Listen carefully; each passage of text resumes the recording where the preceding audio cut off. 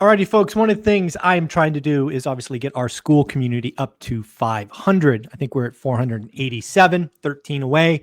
We are going to do a special evening discussion to celebrate when we get to 500. I will invite multiple millionaires so we can have lots of folks there. And someone just reminded me that I promised to give away my Get Your Money Right course, which is a $99 value. I will add that to the school community for free. But what I thought I would do here today is go back and forth with Cody, who's an excellent member of the school community, runs the Saturday accountability group Gen Z Plus. What we're going to do is we're going to pull up the school app and just riff back and forth 3 times. So 6 topics. Cody, you ready for this? Let's do it. All right. So my first question comes from Pradeep, and we're actually just going to read the titles. We're not going to go into the full detail, but Pradeep asks some suggestions around first-time tenant screening. What is part of your screening process, Cody? Yeah. So not first-time landlord, but a first-time tenant. They've never rented before. Mm-hmm. And I actually just had to do this where I moved in a younger group of gals. And so what I had to do is call all of their employers. I wanted to verify that they actually did make the money they said they did. And imagine that they did. They also gave references, family members. Okay. Well, that's typical. Yeah. So how do you actually, they don't know a whole bunch of people. Yep. What I found is that most people are good people. And just because they've never rented before is not a function of them being bad people. It's that they are young. So I want to verify their income. I want to see if they have any credit at all. And if they don't have any credit because they've never applied for a credit card, then that means they probably don't have car loans. They don't have credit card debt. So they're, if you put it as DTI, it's actually pretty good. It looks pretty good. So So I just want to make sure that they have sufficient income and that they've been at their job for longer than a few months, that they can actually hold a job. Because if they got a job and then they got fired or quit and they got another job and then quit, got another job and quit. That's a problem. That's not very stable. It is a problem. Yeah. So. Yeah. The other thing, having done this over the years, first time tenants are always one of those interesting things, especially when they're young, like, okay, you got a job but no credit. So something we've done, and I don't know if you've done this, is occasionally gone back to the parents and asked them to co-sign just for the first year.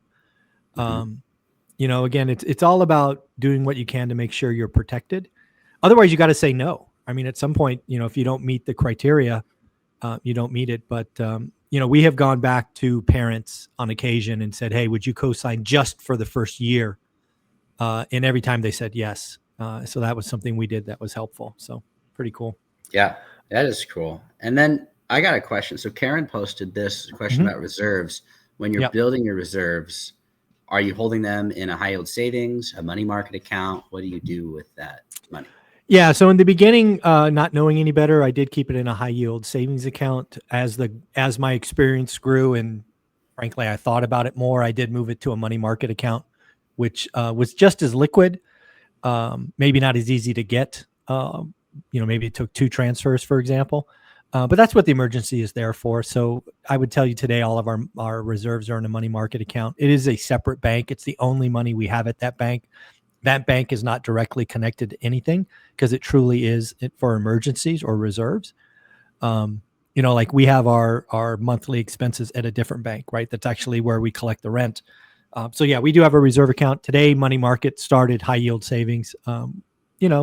It's about a point, maybe 1% interest delta. So over time, it means something. Certainly as the volume grows. Yeah. How about you? Well, I didn't have enough reserves for the longest time, but now I have my first really good emergency fund, fully funded emergency fund, and I have it in a money market account. There you go. Look at you. Yeah. All right. I got another one for you. Investor-friendly agents, right? How do you know you have investor-friendly agent? Again, not all agents are created equal. Most agents are very homeowner occupied. How do you kind of net out investor agent? This is coming from Ethan. Ethan proposed the topic. Okay. So more so, I'm going to shrink that topic down even more. Okay. Investor-friendly agent who owns something that is in your buy box. So it's not just someone who's done the rental property thing. They have actually bought and owned and managed property that is similar to what you're trying to do. For an example, I'm a real estate agent. If someone wants to buy single family rental properties, even though I love rentals, I'm not their guy. If someone wants to go buy triple net leases, I am an investor friendly agent and I know a lot about apartments. I'm not their guy. Right. I don't own anything that matches their goals. And while I do own a couple single family rentals, I'm not a pro at it by any means. There's much better real estate agents for that. Whereas if someone wanted an investor friendly agent for multifamily, they shouldn't talk to they can talk to them, but they shouldn't just blindly trust someone who owns 10 single family rentals as an agent, because it's not their niche. It's not their space. So figuring out who is your investor friendly agent, it's going to be someone who has bought and owned rentals that fit in your specific buy box in that area. So Love it. I could own stuff in Central Washington, but I'm not going to be the best investor friendly agent for Seattle apartments. I don't know King County. the landlord tenant laws there. It's brutal there. Yeah. So, no, I think that is such wise advice. Again, I think you bring up your buy box, look who's doing there. Not only look who's transacting, but to your point, look who owns.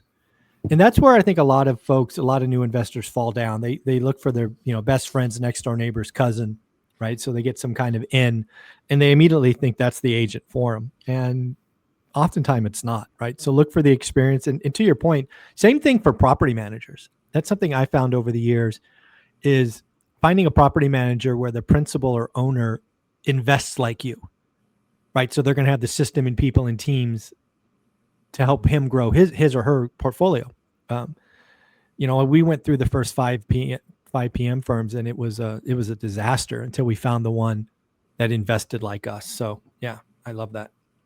Well, that's a problem I've got with Central Washington because they have property management companies that manage primarily single family rentals, Class B, Class A. Yeah. Not the same as Class C and Class B apartments. No, exactly. All right. Well, I got another one for you now. So okay. This is from Sean regarding a cat pee incident. You got a cat or a dog and they pee all over the carpet. What do you do to get rid of that smell? Because I know I've dealt with that and it is awful. Yeah, it's funny. The first thing, it depends on the environment, right? So I've been buying forever. So, back in the GFC, and actually I think the last one we bought was 2018. I love cat houses because they smell so bad. Right? But I consider that the smell of money.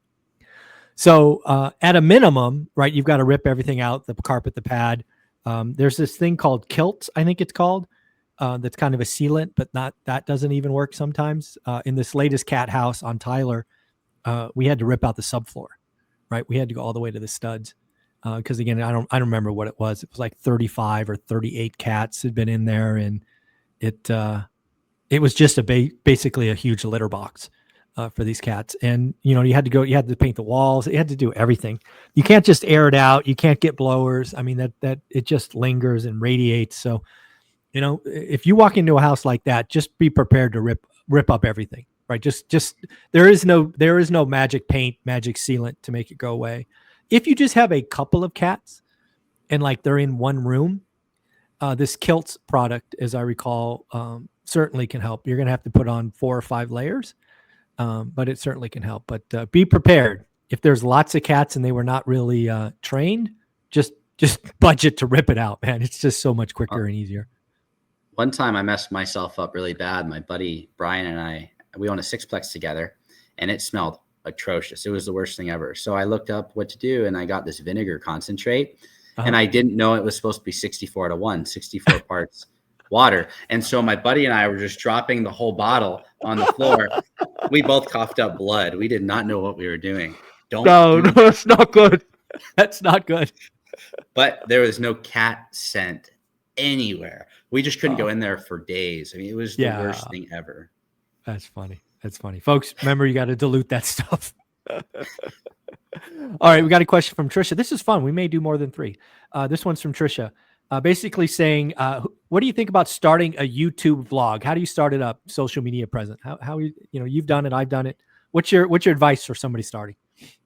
Having done it twice, started it once, and then that became the multifamily strategy thing, and eventually Christian took that over, and then doing it myself, Cody Davis Business Adventures. What I do is I just take a video, I don't watch it, I don't edit it, and I post it. Yeah. And while you're going to have really awkward videos, if you go back to my very first video I ever did on the MFS page, there's like 30 edits. And I was like, I can't keep doing this. I just got to film it. It is the choppiest 1 minute video on planet Earth because I thought I had to make it perfect, take out all the air gaps. Just film a video on a topic. Even if you lose your train of thought, you can say, it doesn't have to be good. Post it and you're going to get feedback. And the feedback will help. And if you want to watch it again, you can. Just don't delete it. That's the trick. Yeah. Yeah. I agree with all of that. Obviously, I'm a full proponent of editing. I think, and especially as AI comes around, I think more and more people are going to appreciate real and authenticity versus chops and edits and, all of that. So I think you're kind of leaning into what I think is going to be welcomed in the future. The other thing I think I would tell people is, look at your first 50 videos as practice. To your point, don't delete them. And I would tell people to do 50 videos in 50 days. This is a conversation I had with Sean Cannell from Think Media, a friend and somebody I recommend if you're ready to go that route is Think Media. But you've just got to go. And the last thing I would tell people is if you can, now I don't remember, you may need 100 subscribers or maybe 400 before you can go live. But as soon as you can go live, just go live. Don't even have the extra of produce a video, upload it, and publish. Just go live and have an outline like, hey, here's the topic. Here are my 7 points. And again, you will find your tribe. Don't chase virality. Again, I think that is something that got me for a long time is you're not trying to go viral. You're just trying to find your people in your tribe. Going viral is not a good thing for most people, right? Because you bring in these outsiders that aren't really in your circle and know you, and it's just noise and distraction. And then the last thing I would tell you is go for it. There is so much upside of creating a vlog or your brand. You'll just never know who you meet. You're going to get access to new people, right? I've talked to Grant Cardone. I've talked to Elena. I've talked to Pace. I've talked to Ryan. I talked to Graham Stephan, right? I talked to Meet Kevin. I've talked to so many, I've talked to so many amazing people like Tom Ferry because I have a channel. I've talked to authors of books that I've never been able to. Like I talked to the author of Millionaire Next Door, which was one of my prized possessions is an autographed book of the Millionaire Next Door because it was so meaningful to me. Wow. And just go. It's so much fun. Don't overthink it. Be authentic, be who you are, and enjoy the journey. Yeah. And one of the benefits I got from that I didn't expect is I became a better public speaker because I had spoken through all of my thoughts so many times. I mean, I've done hundreds and hundreds of videos, and I mean, you've done a couple billion videos over on your channel, but you get so many reps. You're doing the work. So that's a good one. All right. I got one from Jack Stewart. This was a little less than 2 weeks ago in your general discussion. That's the other cool thing. You break it out into different topics. Yeah. What is your current goal and how long is it going to take you to get there? I love Jack for, he's always putting up kind of these thought-provoking ones. Probably topics that I should put out there to kind of kind of push the audience, but Jack does it for me and I'm so appreciative. That's a question I think everybody should have, because I think one of the things that I see in successful people in the school community and really in life is why you're doing it, right? And you got to make sure your why is strong enough to get you through the bad days. And as we've talked about for years, the first 5 years sucks and where you make some mistakes, all of that stuff. So you have to have that why that keeps you going. To answer the question for me, just because I think it's only fair, my why hasn't changed since video number 1, right? The first video, me sitting on a couch in that purple polo. I'm trying to create something that outlives me by 50 years. And I think we're well on our way, right? I'm hearing from more and more people about helping generations. And in order for me to feel good about helping people 50 years after I'm gone, Cody, for example, is I have to help your kids. I have to help your kids' kids get down this journey. And if I can do that, right, if I can have a positive impact, not only on your children, but your children's children, I will have accomplished my goal. That's what I think about. That's every time I think about what I'm going to do next, it's like, does it get me closer to that goal? And, I have to think 2 generations ahead. and it's fun. It's sometimes stressful.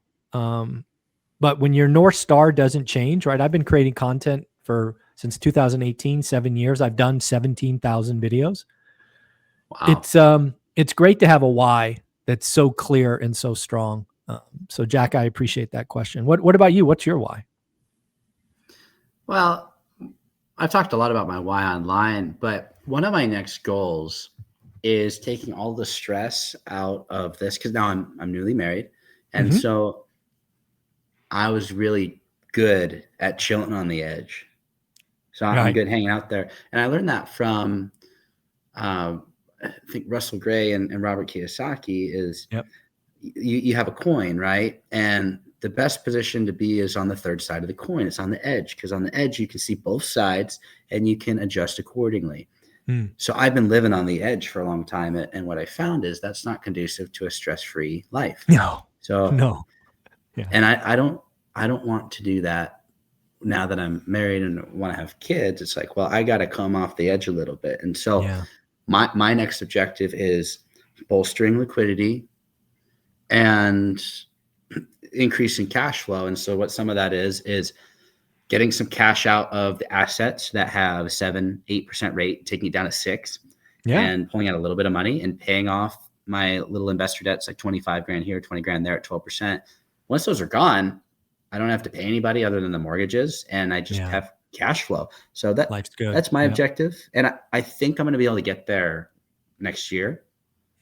So that it's not done till it's done, but we're almost done. Yeah. Well, the good news is you and I will be talking every Monday, so we'll be tracking, and I'll be kicking you in the ass if it doesn't happen. Look for that. Oh yeah. And we'll get to do an update when we do our in-person podcast with my wife, Ashley, and I, because we're going to do that at your in Vegas. Yeah, there you go. Okay. All right. What do you got for me? All right. Well, I'm looking at some long ago posts. I see the slippery slope. I'm not going to name names like this, but someone said there's a bigger pockets person who doesn't work there that is telling people to buy negative cash flowing properties. Oh, I will tell his name. His name is David Green. I'm just going to guess. Yes. Yeah. David Green definitely went the route of, because again, he's in California. All right. Let's realize where he's at. And, appreciation is really the only way you can get transactions. Right. And, I've been in California for 25 years and I've seen 2 cycles, and appreciation in California feels amazing until it doesn't. And I've told this story a lot, but it bears repeating, right? In the first go around, there's a buddy of mine who was flipping 7-figure houses. Now these houses were in 2006, so they're probably $2 million homes today, but they were $1 million back then. 1.2, something like that, low 1 million. And he was worth 8 figures, like 10, 11, 12 million bucks. Real money, right? Real equity. And, unfortunately, the market turned on him. And, he and I talked after it all blew up. But where it went wonky for him is he didn't take a $50K loss on a house. And he didn't take the offer. He pushed. He said, no, I'll wait. And that one decision started a cascading of events where he lost everything, declared bankruptcy, lost his wife, lost his kids, and he's out of the real estate game now. And I haven't talked to him in many years, but his life's completely different because he bet on appreciation, right? This whole negative cash flow. In my first book, One Rental at a Time, there is only one picture, and it's a picture of an alligator eating a bag of money, because that's how you should think about it. If you're betting on appreciation, every month that alligator eats and it never stops eating.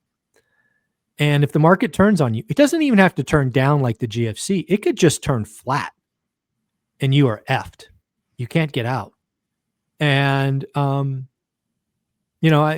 think of people betting on appreciation like gamblers in Vegas that are on a hot streak. And they come in and they're betting $20 a hand at blackjack, and they're winning. And at some point they go up to $100 a hand and they're still winning. And then 500. And now they're killing it. They're doing $1,000 a hand, all 5 or 6 spots at the table. They're just going bananas. And then it turns. And while it took them 8-10 hours to get to this point, the money is all gone in like 12 minutes. That's what happens if you bet on appreciation and the market goes bad.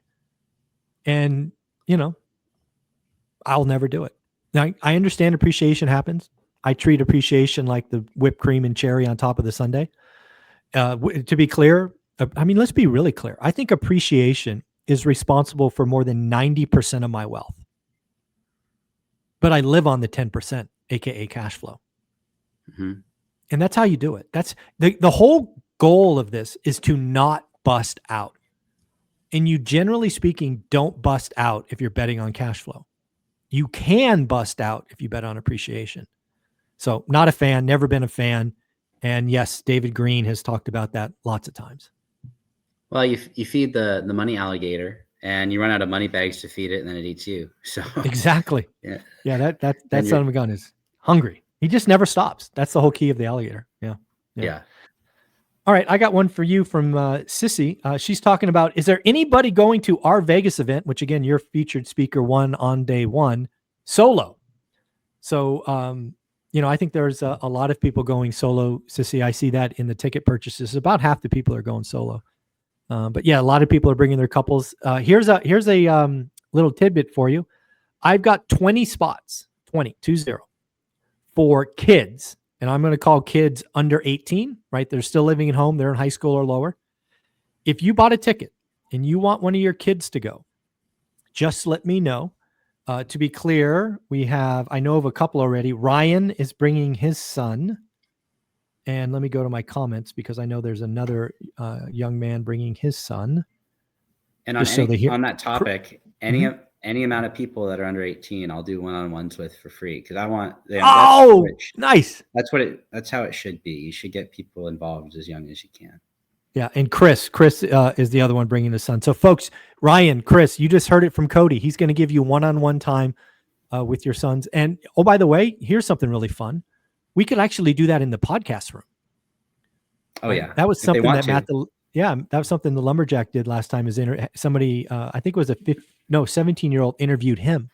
So again, guys, if you want to interview Cody, we'll record it. If you just want to ask questions, we'll set you up at lunch or dinner. Anybody under 18, Cody has graciously said, "Let's talk, dude." That's amazing. Thank you. What do you think about coming to the event solo? You should or shouldn't? What do you think? You'll get out of it what you put into it. So if you go solo, the thing you got to do, and this is the scariest part, because I've been to events solo and I've done it both ways. I've done it where I went and talked to everybody and I got a whole bunch out of it. I got a lot of connections. I've also done it where I was super nervous and I didn't talk to anyone. I just listened in the back of the room, wrote on notepad.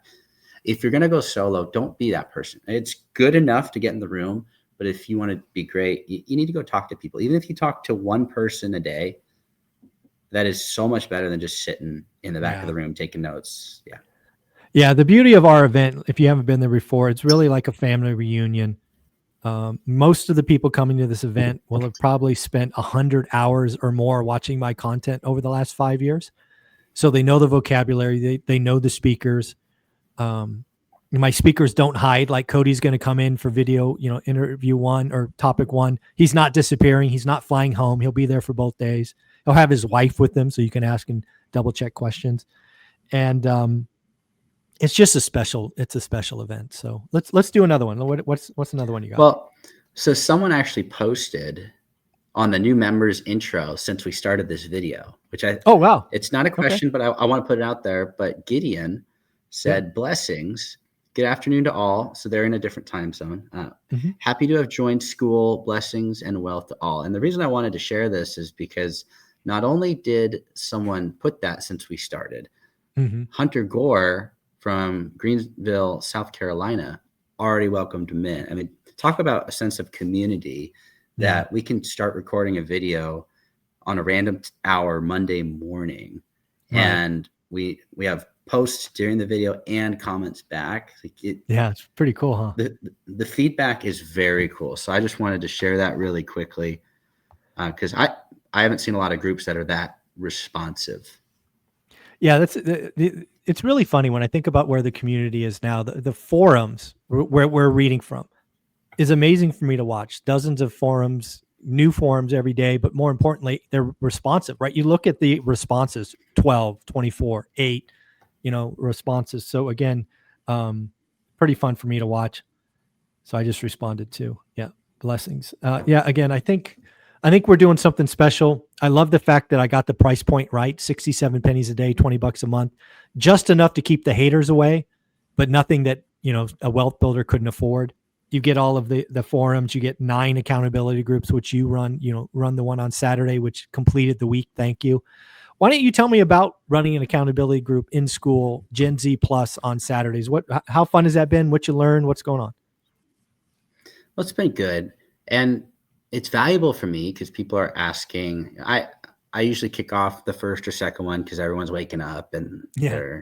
and no one wants to go first. So I'll usually go first. Smart.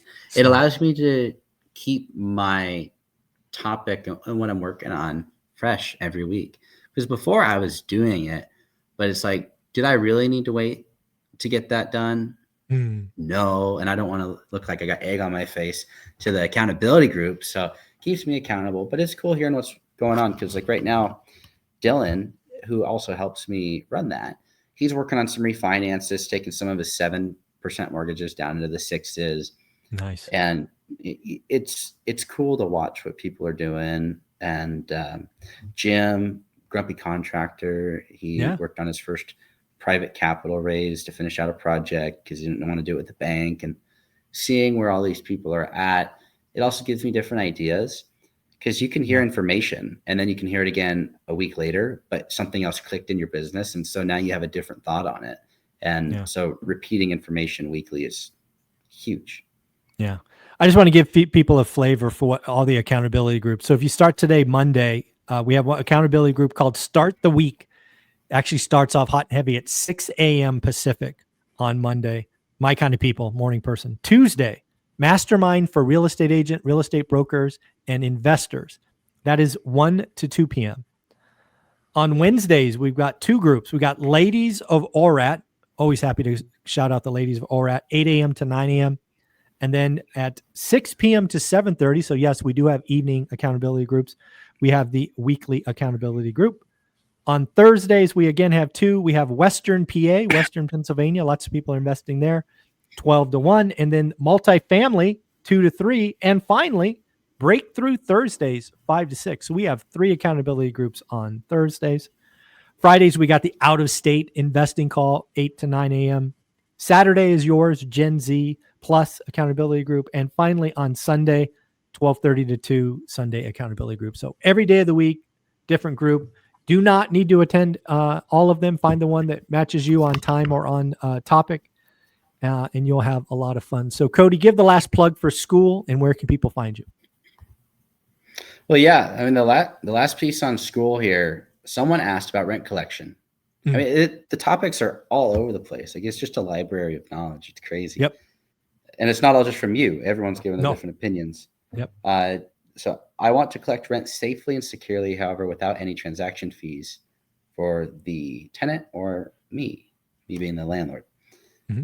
I've heard peer-to-peer payments, Venmo, Zelle, PayPal will charge a fee. What are some alternatives? And then Mark, financial firefighter, mentioned Hem Lane or Base Lane. Landlord banking and bookkeeping is awesome. Someone said Base Lane is free. Zillow are both free for ACH payment. Like it's just a list. And you could do the Google search, but it's all here. Yeah. And again, the beauty of it being here is you have other that's what makes our group different is you have everyday wealth builders. We're all at different places and going at different rates, but we are all going the same direction. And that's what makes us special. There's this hill or mountain called financial freedom, whatever you want to call it. All of us are on that mountain. We're at different spots and at different speeds, but we are all going that direction. And that's why we're unique. And I'm on page 4. You can probably read it. 4 of 106. Damn. Are you kidding? That's amazing. It's crazy. That's awesome. Well, Cody, where can they find you? Cody Davis Business Adventures on YouTube. Every Tuesday and Thursday, I post a video, and I'm actually doing my lives now on Monday. So I did a live this morning with Mark, the financial firefighter. We go for about an hour every Monday, and we talked about 50-year mortgages and amortizations, and talked about not trying to get a silver bullet, but getting little wins along the way so that you can actually make it to the end. There you go. Love it, brother. Take care. Have a great week. Hey, you too.